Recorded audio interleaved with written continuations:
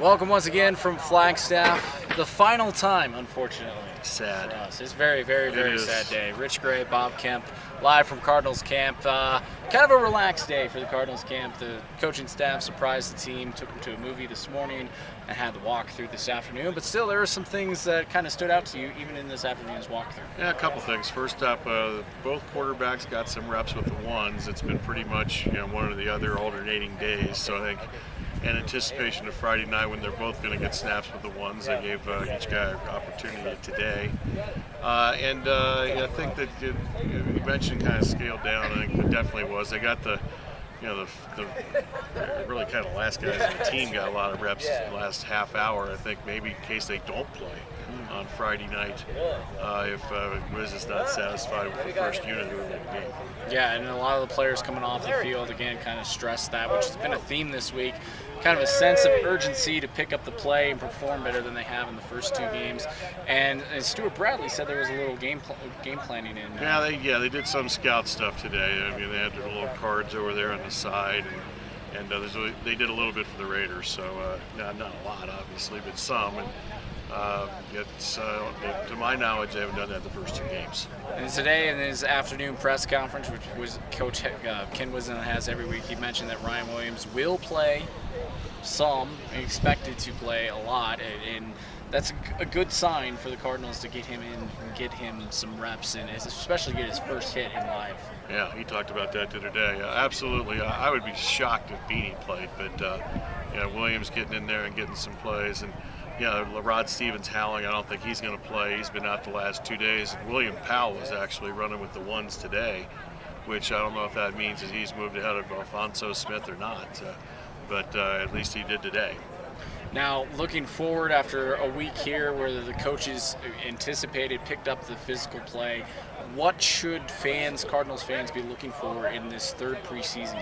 Well, I think you need to look at the offensive and defensive lines. The offensive line, they're going to protect anybody. The Raiders, their first unit, I'm not sure what their injury situation or availability is for their starting players, but their front line with Seymour and Kelly, that probably is the strength of their team.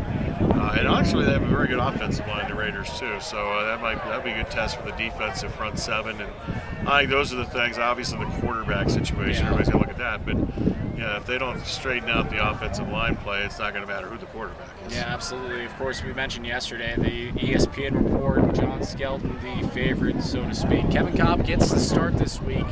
But what would he need to do to sort of kind of quell the John Skelton calls? I don't know. There was a play here today where Skelton completed a pass and some guy yelled out, "Hey, Wiz, did you see that?" They don't do that when Kolb completes a pass here. I don't necessarily think it's a pro-Skelton crowd. I think it's just an anti-Kolb crowd at this point. So I'm not, if anybody has like a really good couple consecutive series, it's almost like that guy, just based on the games, is going to get the job at this point, because they've both thrown horrible interceptions in their starts in the first two games, and obviously nobody's moving the chains at any great length unless there was a running play, and Smith had the big running play when Skelton was on the field in camp. Yeah, and there, like you said, there hasn't been much separation between the two, and even though I thought today that the ball hit the ground less than it has when the ones and the twos were out there. I thought they both had two of their better days between the two quarterbacks today. So the Cardinals, in their third preseason game, they have 5, but again, the third preseason game is generally where you kind of expect more. Yeah, I think they're going to use the third and fourth games for that, though, with Skelton starting next week, and that's maybe the biggest advantage they have with the extra preseason. That's a very good point right there. Again, we'll have a video blog up on the website after the Cardinals' third preseason game against the Raiders, live from the University of Phoenix Stadium. Of course, Bob and I will be up at Camptown, Arizona this Saturday. Is the ASU. They're up there today, first day. They are. Apparently went well, much better conditions from what I've read on Twitter and heard and stuff. So that's good. The construction and the traffic. I hear you believe everything you read on Twitter. Yeah, you could. Kind of like the internet. Well, for Bob Kemp. Talk radio. Yeah, exactly. All those combined. Yep. Yeah, that's the Gray Matter segment, kind of, isn't it? Yeah. All that combined. Just need to throw in some text messages. Yes. So we'll give out your phone number. No. Text you. No. That's a bad idea. Scratch that last part. I got it right here somewhere. For Bob Kemp, I'm Rich Gray. This is the Fan1060.com. We'll talk to you guys after the Cardinals preseason game on Friday.